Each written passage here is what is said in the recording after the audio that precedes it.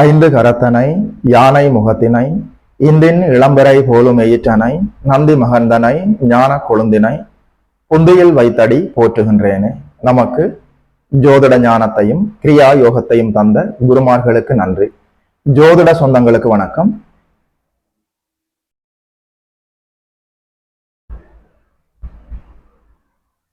இன்றைக்கு இந்த பதிவுல 2025ஆம் ஆண்டு புரட்டாசி மாதம் விருச்சிகம் ராசிக்காரர்களுக்கு என்னென்ன நற்பலன்கள் எல்லாம் நடக்க இருக்கிறதுன்னு சொல்லி பார்க்கலாம்.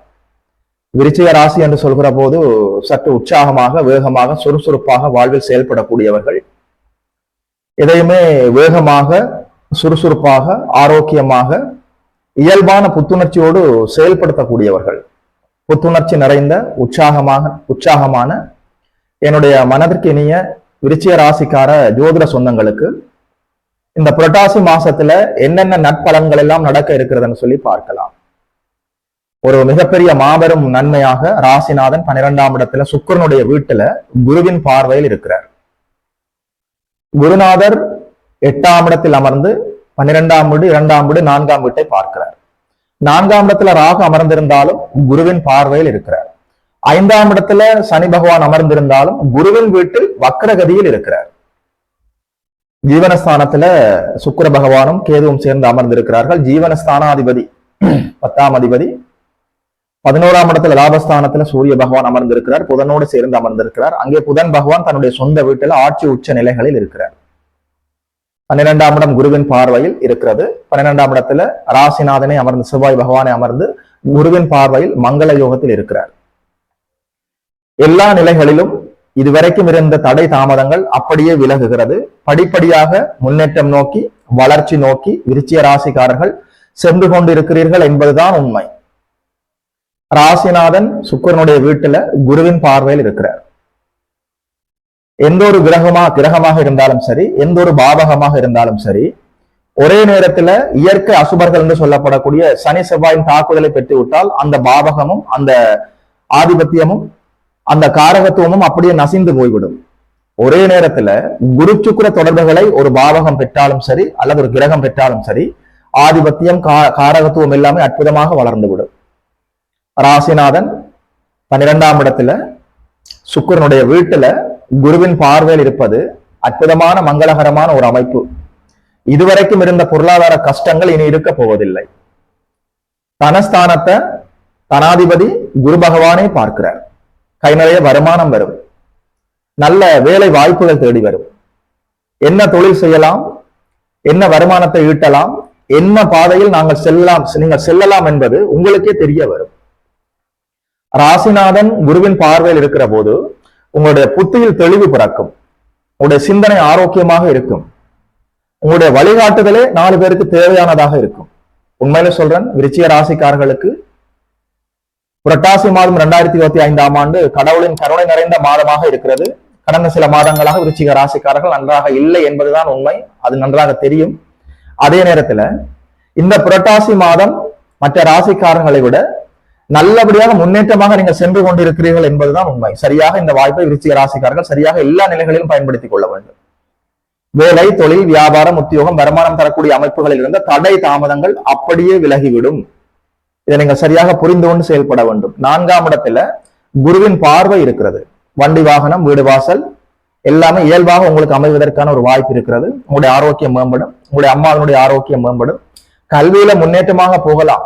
4ஆம் இடம் குருவின் பார்வையில் இருக்கிறது. வித்யாகாரகன் புதன் 11ஆம் இடத்துல லாபஸ்தானத்துல லாபாதிபதியாக உச்சமடைந்து ஆட்சி பெற்று அட்டகாசமா இருக்கிறாரே.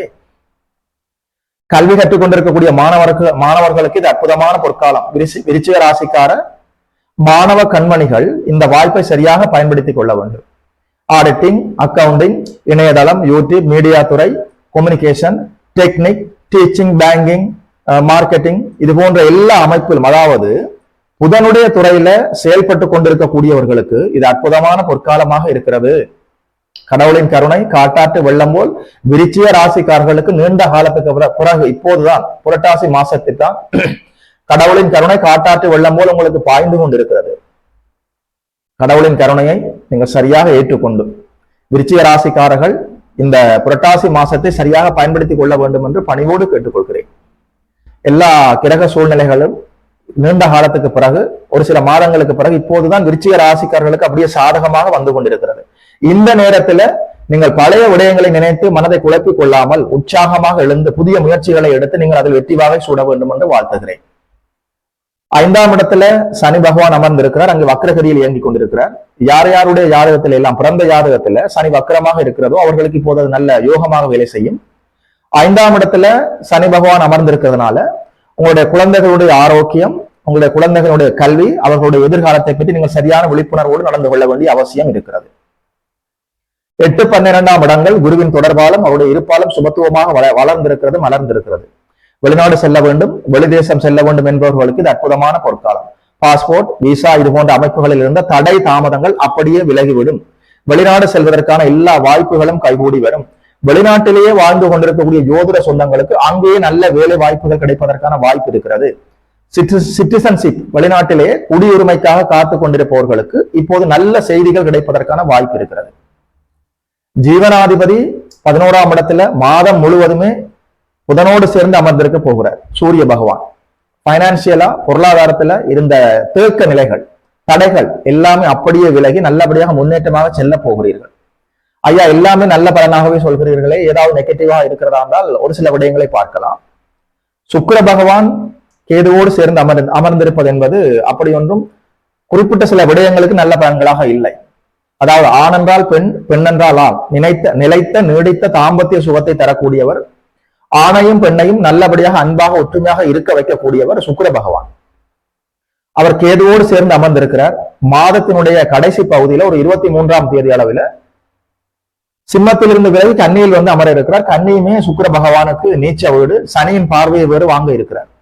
அதனால காதலன் காதலி, கணவன் மனைவிக்கு இடையில இருக்கிற அந்த ஒற்றுமை குறைவு ஏற்படுவதற்கு ஒரு வாய்ப்பு இருக்கிறது. காதலன் காதலிகள் அதே நேரத்துல கணவன் மனைவி ஒற்றுமை குறையாமல் நீங்கள் பார்த்து கொள்ள வேண்டும். இந்த ஒரு விடயத்தில்தான் விருச்சிக ராசிக்காரர்கள் சற்று உஷாராக இருக்க வேண்டும். சூரியன் நேரடியாக சனியின் பார்வையை வாங்கி இருக்கிறது. ஆனாலும் அங்கே புதன் இருக்கிறதுனால அனைத்தையும் ஓவர் கம் பண்ணக்கூடிய அமைப்பு புதன் இருக்கிறார். இருந்தாலும் சூரியன் சனி சேர்ந்திருந்தாலோ, நேரடியாக ஒருவர் பார்த்து கொண்டிருந்தாலோ, தந்தைக்கும் மகனுக்கும் இடையில தேவையற்ற கருத்து முரண்பாடுகள் வருவதற்கு ஒரு வாய்ப்பு இருக்கிறது. அந்த விடயத்திலும் சற்று உஷாராக இருக்க வேண்டும் விருச்சிக ராசிக்காரர்கள். மற்றபடி எல்லாமே உங்களுக்கு நற்பலன்களாக இருக்கிறது. கடந்த சில மாதங்களாக இருந்த நெருக்கடிகள் இந்த மாதத்தில், புரட்டாசி மாசத்தில் விருச்சிக ராசிக்காரர்களுக்கு நிச்சயமாக இருக்க போவதில்லை. அதாவது செவ்வாய் நல்லபடியாக வலுத்திருக்கிறார்.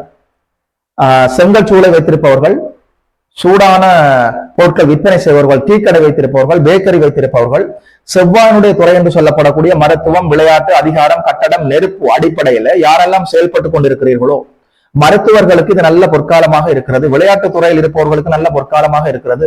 அங்கீகாரம், அதிகாரம், பதவி இது போன்ற அமைப்பில் இருப்பவர்களுக்கு நல்ல அற்புதமான பொற்காலமாக இருக்கிறது. சரியாக நீங்கள் இதை பயன்படுத்திக் கொள்ளலாம். என்ன இருந்தாலும் கடந்த ஒரு சில மாதங்களில் இருந்த சிக்கல்கள் எல்லாம் விலகி நல்லபடியாக முன்னேற்றமாக செல்லக்கூடிய மாதமாக விருச்சிக ராசிக்காரர்களுக்கு இந்த மாதம் புரட்டாசி மாதம் இருக்கிறது. புரட்டாதி மாதம் பெருமாள் வழிபாட்டிற்கு நல்ல மாதமாக இருப்பதாலும், ராசிநாதனே குருவின் பார்வையில் இருப்பதாலும் ஆலய வழிபாடுகள் இப்போது உங்களுக்கு கைமேல் நல்ல பலன்களை தர இருக்கிறது. குலதெய்வ வழிபாடு, ஆலய வழிபாடு, குறிப்பாக புரட்டாசி மாதமாக இருப்பதால் பெருமாளையும் மகாலட்சுமியும் சேர்த்து வழிபடுவது விருச்சிக ராசிக்காரர்களுக்கு கூடுதலான எல்லா நற்பலன்களையும் கொண்டு வந்து தரும். வாழ்த்துக்கள். யோகி மதன் அஸ்ட்ரோ சென்டர் யூடியூப் சேனலை சப்ஸ்கிரைப் செய்திருக்கின்ற அனைத்து தோழர்களுக்கும் தோழிகளுக்கும் என் மனப்பூர்வமான நன்றிகள். பார்த்தவர்கள் உங்களுடைய நண்பர்களோடும் உறவினர்களோடும் பகிர்ந்து கொள்ளுங்கள். இதுபோல இன்னும் ஒரு அற்புதமான வீடியோவில் சந்திக்கிறோம். நமஸ்காரம்.